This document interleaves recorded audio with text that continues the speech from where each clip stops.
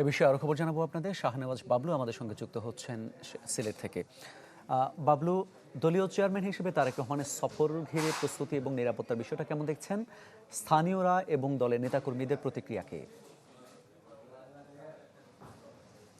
মামুন, প্রস্তুতি প্রায় শেষের দিকে সম্পন্ন হয়েছে। কিছুক্ষণ আগে আমরা দেখেছি প্রস্তুতির কাজ প্রায় শেষ পর্যায়ে।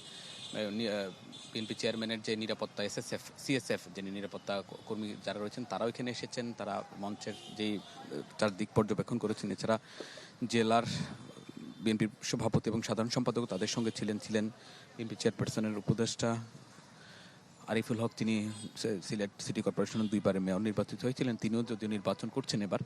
তারা এখানে সার্বিক প্রস্তুতি দেখেছেন। চেয়ারম্যানের যে সফর, যে নির্বাচনী যে প্রচারণা সিলেট থেকে শুরু হবে, সেই প্রচারণায় যে গাড়িতে করে অংশ নেবেন, বিশেষ করে যে দুটি বাসও ইতিমধ্যেই সিলেটের পথে রয়েছে। এখানে যারা শীর্ষ নেতৃবৃন্দ, বিভিন্ন অঙ্গ সংগঠন নেতৃবৃন্দ যারা রয়েছেন তারা বাসে রয়েছেন। তাদের সঙ্গে আমরা কথা বলেছি। তার সফর সঙ্গী হবেন। আজকে সন্ধ্যার পর তারেক রহমান বিমানের যোগেই সিলেটে আসবেন। সানবিট সব দিবে সামাল। সানবিট ম্যাজিক প্রেস ডিশওয়াশিং এর মাথা ঘোরানো সলিউশন।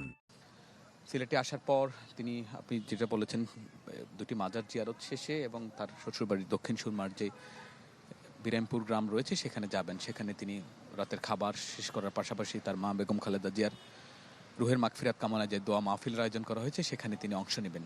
পরে সেখান থেকে তিনি তার যেখানে সিলেটে থাকবেন, সিলেটে থাকবেন সিলেট গ্র্যান্ড হোটেল যেটি রয়েছে 5 তারকা হোটেল, সেখানে তিনি থাকবেন। এর আগে আমরা এখানে এসে বেশ কয়েকজন নেতাকর্মী এবং দলের শীর্ষ নেতৃবৃন্দের সঙ্গে আমরা কথা বলি। তারা বলেছেন যে তারেক রহমানের এই সফর শুধু নির্বাচন নয়, দলের সাংগঠনিক অবস্থা আরও বেগবান করবে। পাশাপাশি তাদের আগামী দল এবং নির্বাচন নিয়ে তারেক রহমান তাদের যে বার্তা দেবেন সেই বার্তা অনুযায়ী তারা তাদের কার্যক্রম পরিচালনা করবেন।